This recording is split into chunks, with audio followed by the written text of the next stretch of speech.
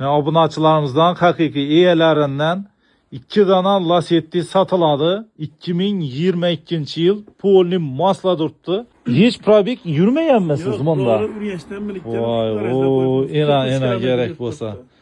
Yok maşin. Nayap maşinlardan eneslere görsət durmaz. Bunun elayında çıkmıyordu. İyislerine karamın iyisleri vay iyisi çıkıp tuttu mazalı bu zavodunu. Hem de sidine kızdıradı onları ama şot spravka durdu ahray.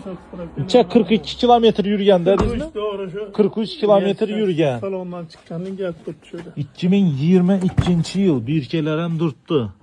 Niçeye satacaksınız bunları? Bunu 150 milyon da tutmaz indi geleversinler geleceğimiz üstünde. 150 milyon somdan her kaçsını satasız. Şu dükkan. Baksa öyde salkınına da durdu. Acayip boluyup. İkisi mene bir xili pozisiya İkinci pozisyon okşuydu. sodalaşıp alaverəslər. Pulun naqd ekan. Bunu Ama bu artiyan koydu da imarete işletecekler bağışlanan gösterdiğim. kalpaklarına durdu. Zavodskoy. Hiç de onsuna deyilmeye. 43 kilometre şu Ürgeç'ten minut gelip tuttu. 2022 olsa 4 yıl davamında yana 40 etmeyin. Akurat ne bolib durğan maşin.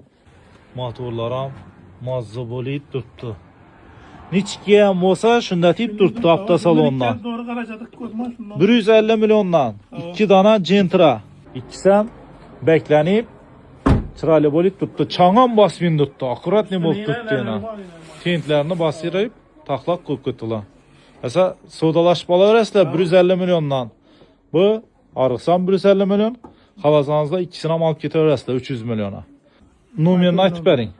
70'lik 70'lik 063 063 84 84 84 84. Sizinki? 50 826 86. Şu numara telefonu sodalaşıp alaverəslər. Nakbul'daki yurttaşlar.